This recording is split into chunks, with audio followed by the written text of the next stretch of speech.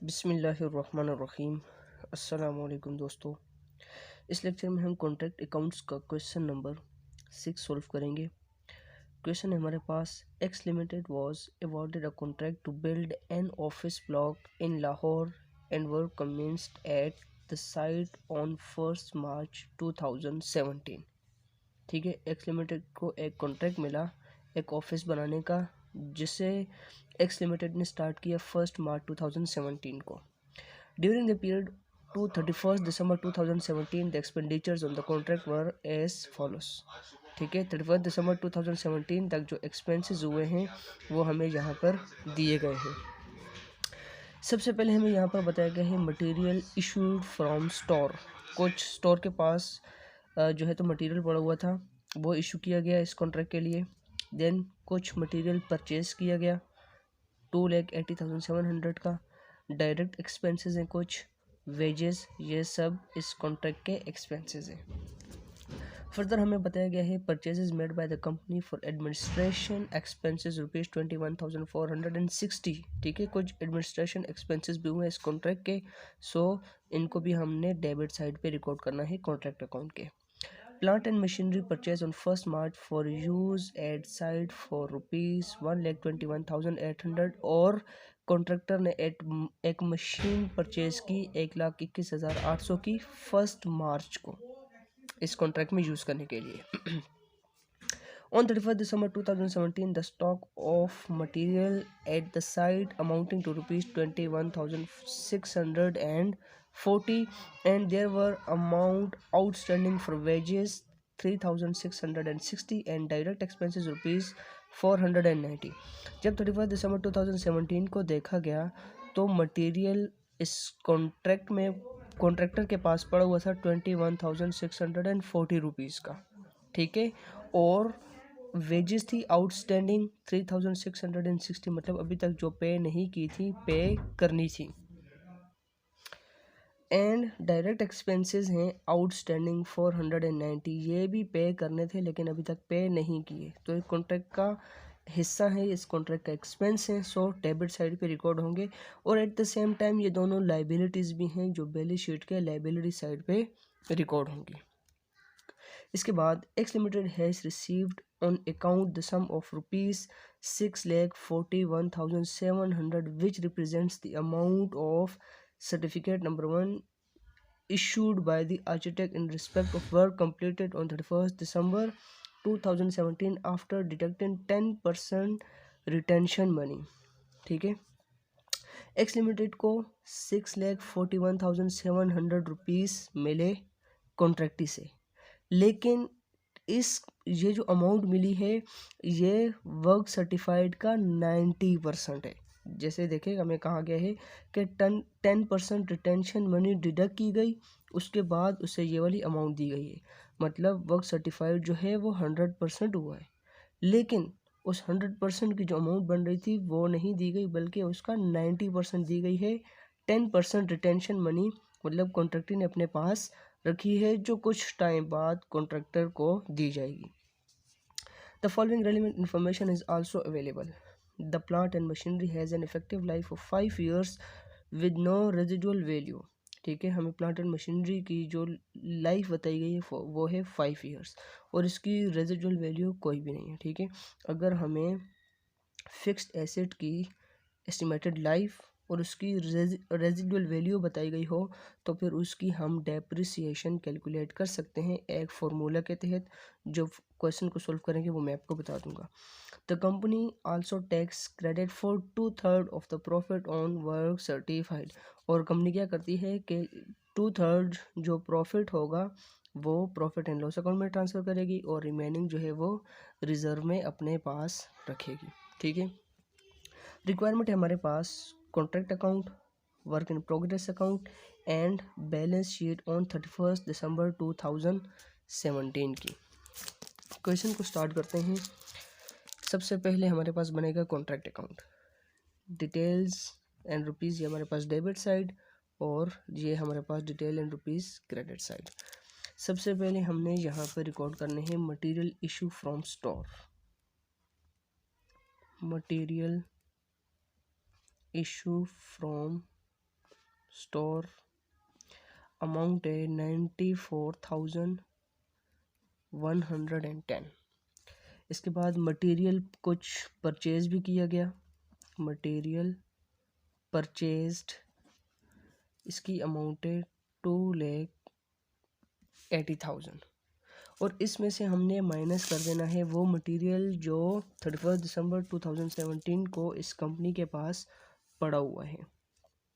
तो ये है material at the site amounting to rupees 21,640, 21,640 और ये हमारे पास क्लोजिंग मटेरियल, ठीक है, ये माइनस हो जाएगा। कैलकुलेट करते हैं इसको, 94,110 प्लस 2,80,000 माइनस 21,640, अमाउंट आई 3,52,470। इसके बाद नेक्स्ट हमने रिकॉर्ड करना है डायरेक्ट एक्सपेंसेस। डायरेक्ट एक्सपेंसेस की अमाउंट है 61,490। इसमें हमने ऐड कर देने हैं outstanding direct expenses. Outstanding direct expenses हमें बताए गए हैं, ये रहे डायरेक्ट एक्सपेंसेस 490, ये पे करने हैं एक्सपेंसेस हैं इस ईयर के। 61,490 प्लस 490 अमाउंट आई 61,980। इसके बाद है हमारे पास वेजेस एक्सपेंस है, वेजेस की अमाउंट है 1,84,930। इसके भी हमने आउटस्टैंडिंग एक्सपेंसेस ऐड करने, आउटस्टैंडिंग वेजेस, वेजेस आउटस्टैंडिंग है 3,660, 1,84,930 प्लस 3,660, 1,88,590। क्लियर। इसके बाद X limited has receive amounting to rupees 6,41,700 and यहाँ पर हमें कुछ एक्सपेंसेस दिए गए थे, administrative expenses, administrative expenses, administrative expenses हैं 21,460।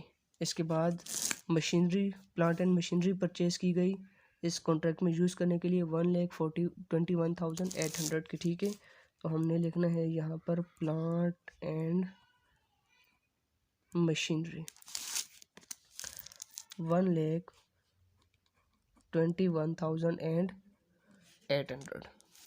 इसके बाद आते हैं क्रेडिट साइड पे। क्रेडिट साइड पे सबसे पहले यहाँ पे आएगा वर्क इन प्रोग्रेस। इसमें दो चीज़ें आएंगी, work certified and work uncertified. अब देखें वर्क सर्टिफाइड हमने कैलकुलेट करना है। क्वेश्चन में हमें बताया गया है कि कॉन्ट्रैक्टर को अमाउंट मिली है 6,41,700 जो है वर्क सर्टिफाइड का 90%, मतलब वर्क सर्टिफाइड 100% बन रहा था, उसमें से 10% रिटेंशन मनी रखी गई, तो 90% कॉन्ट्रैक्टर को अमाउंट दी गई, ठीक है। सो हमने इसकी बेस पे वर्क सर्टिफाइड फाइंड आउट करना है। वर्क सर्टिफाइड कैश रिसीव की 6,41,700, तो हमारे पास यहाँ पर मल्टीप्लाई बाय 100 डिवाइडेड बाय 90 हो जाएगा, ठीक है, क्योंकि हम वर्क सर्टिफाइड फाइंड आउट कर रहे हैं और ये अमाउंट वर्क सर्टिफाइड की 90% है। सो हमने यहाँ पर इस रेट को उल्ट कर देना है। 6,41,700 multiply by 100 divided by 90, amount आई 6,13,000। ये वर्क सर्टिफाइड है, अगर इसका हम 90% लें तो हमारे पास सेम ये अमाउंट बनेगी, जैसे multiply 90 divided by 100, 6,41,700। So work certified है 7,13,000, ठीक है। वर्क अनसर्टिफाइड नहीं है तो हमारे पास सेम यहाँ पर 7,13,000 रिकॉर्ड हो जाएगा। इसके बाद मटेरियल को यहाँ पर हमने माइनस कर दिया था। फर्दर हमें बताया गया था प्लांट एंड मशीनरी का, यहाँ पर कि the plant and machinery has an effective life of 5 years with no residual value. मतलब 5 साल ये मशीनरी चल सकती है। 1 साल इसने जो 2017 का है इस कॉन्ट्रैक्ट में गुजारा, तो इस कॉन्ट्रैक्ट का जो एक्सपेंस, इसकी जो डेप्रिसिएशन होगी वो इस कॉन्ट्रैक्ट का एक्सपेंस कंसीडर की जाएगी, ठीक है। जब भी फिक्स एसेट के साथ उसकी एस्टिमेटेड लाइफ और रेजिडुअल वैल्यू दी गई हो तो हम उसकी डेप्रिसिएशन कुछ इस तरह से फाइंड आउट करते हैं, cost minus residual value divided by estimated life. अब देखिए उसकी एस्टिमेटेड, उसकी जो कॉस्ट है वो कितनी है, 1,21,800, 1,21,800। रेजिडुअल वैल्यू हमें क्वेश्चन में बताया गया है कि इसकी कोई भी नहीं है, तो हमने वो माइनस नहीं करनी। डिवाइडेड बाय एस्टिमेटेड लाइफ हमें बताई गई है 5 years। सो 1,21,800 डिवाइडेड बाय 5, तो इसकी 1 साल की जो डेप्रिसिएशन है वो है 24,360। क्लियर। अब देखें ये तो पूरी साल की डेप्रिसिएशन है, लेकिन मशीनरी परचेज की गई 1 मार्च को, मतलब मार्च से लेकर 31 दिसंबर तक टोटल 10 मंथ्स बनते हैं, और डेप्रिसिएशन हमने कैलकुलेट की पूरे 1 साल की। तो हमने क्या करना है कि 10 मंथ की जो 10 मंथ हैं उनकी डेप्रिसिएशन कैलकुलेट करनी है, क्योंकि मशीनरी तो 10 मंथ चली है, 12 मंथ नहीं चली। तो हमने इस अमाउंट को मल्टीप्लाई बाय 10 डिवाइडेड बाय 12 कर लेना है। 12 इसलिए किया क्योंकि 1 साल में 12 मंथ होते हैं, तो हमारे पास 10th मंथ की डेप्रिसिएशन कैलकुलेट हो जाएगी। मल्टीप्लाई 10 डिवाइडेड बाय 12, अमाउंट आई हमारे पास 20,300, ठीक है। ये इस मशीनरी की डेप्रिसिएशन है। अब हमने यहाँ पर इसको रिकॉर्ड करना है, plant and machinery. Plant and machinery की अमाउंट है हमारे पास 1,21,800 माइनस हमने इसमें से कर देनी है 20,300, ठीक है।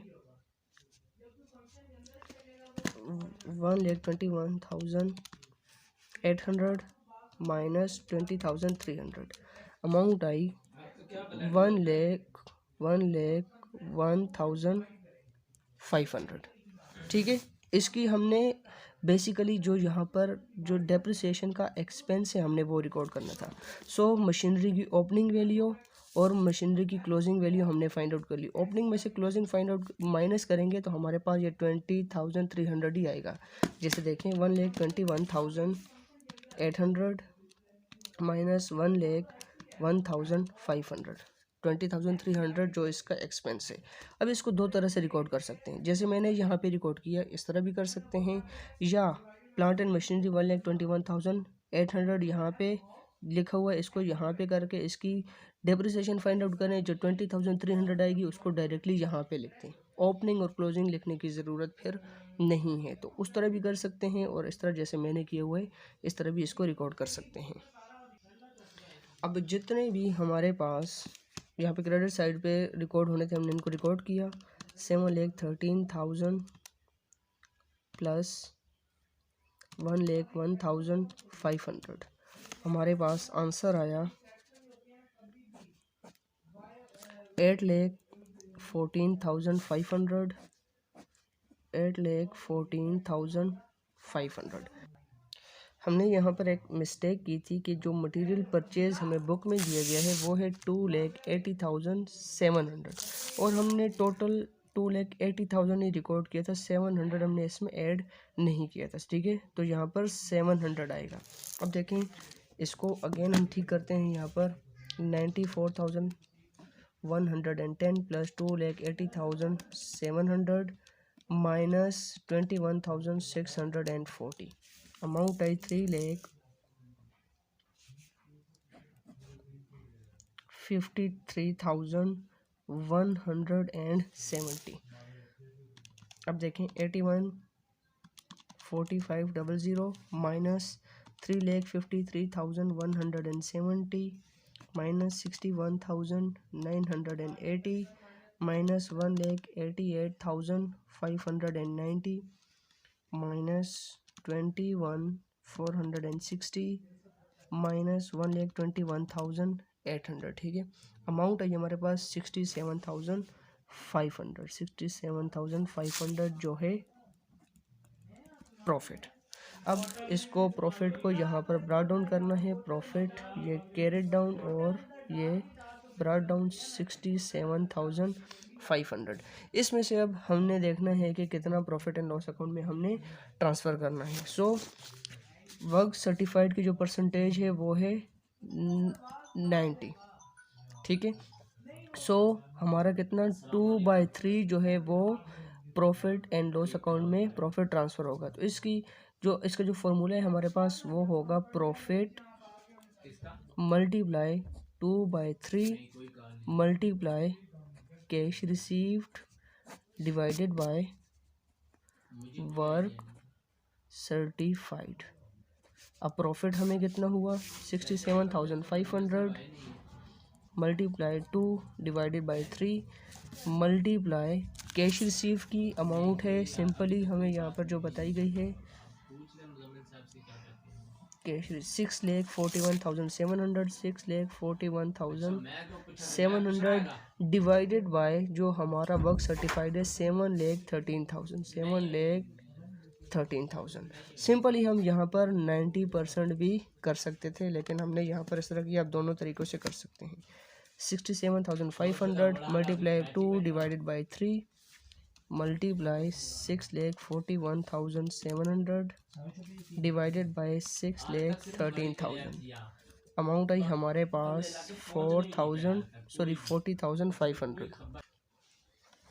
इसको हमने यहाँ पर लिखना है प्रॉफिट एंड लॉस 40,500 और जो रिमेनिंग अमाउंट है 67,500 वो हमारी जाएगी रिजर्व अकाउंट में 27,000।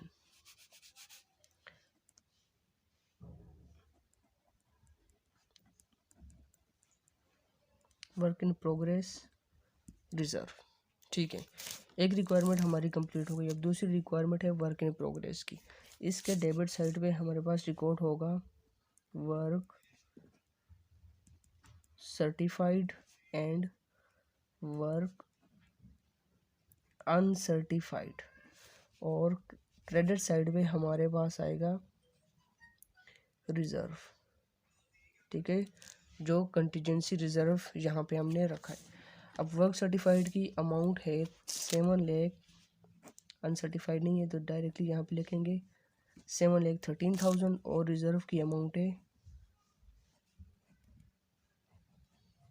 27,000। 7,13,000 और इसमें से हमने माइनस कर देना है 27,000। 6,86,000 जो है बैलेंस कैरेट डाउन। अब नेक्स्ट रिक्वायरमेंट है हमारे पास बैलेंस शीट की। ठीक है, बैलेंस शीट के क्रेडिट साइड पे सबसे पहले हम जो प्रॉफिट है उसको रिकॉर्ड करेंगे। हमने लिखना है profit and loss account. Profit जो भी होता है वो हमारा कैपिटल का हिस्सा होता है, कैपिटल लायबिलिटी साइड पे होता है, इसलिए इसको यहाँ पे रिकॉर्ड कर रहे हैं 40,500। इसके बाद देखें जो आउटस्टैंडिंग डायरेक्ट एक्सपेंसेस और आउटस्टैंडिंग लायबिलिटीज़ हैं ये भी तो लायबिलिटी साइड पे ही आएंगी। So direct expenses and wages. Direct expenses है आउटस्टैंडिंग 490 और वेजेस है आउटस्टैंडिंग 3,660। ठीक है, एसेट साइड में हमारे पास यहाँ पर रिकॉर्ड होगा वर्क इन प्रोग्रेस, जिसमें आएगा वर्क सर्टिफाइड। वर्क सर्टिफाइड में से हमने जो है तो माइनस कर देना है रिजर्व, और इसमें से माइनस कर देनी है कैश रिसीव, ताकि हमारे पास एक्चुअल जो रिसीवेबल अमाउंट है, जो हमारा एसेट है, वो हमारे पास यहाँ पर शो हो जाए। तो वर्क सर्टिफाइड है 7,13,000। इसमें से हमने जो रिज़र्व रखा है वो है 27,000 और कैश रिसीव की है, कैश रिसीव की अमाउंट है हमारे पास 6,41,700, 6,41,700 दोनों माइनस हो जाएंगी। 7,13,000 माइनस 27,000 माइनस 64,700,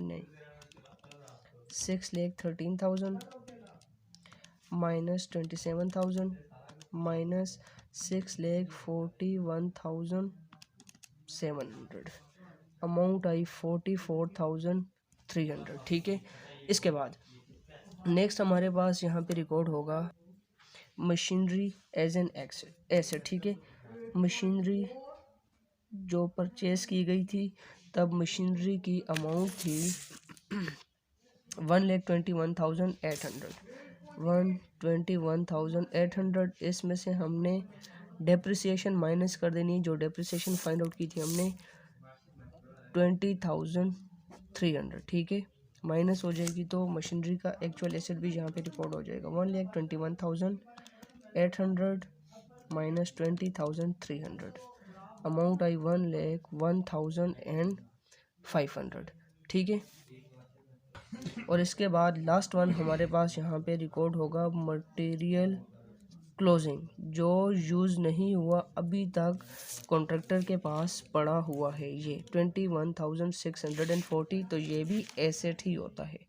सो एसेट साइड पे रिकॉर्ड करेंगे 21,640। ठीक है, लायबिलिटी साइड पर profit and loss, direct expenses जो आउटस्टैंडिंग है, वेजेस आउटस्टैंडिंग, तीनों लायबिलिटी साइड पे है।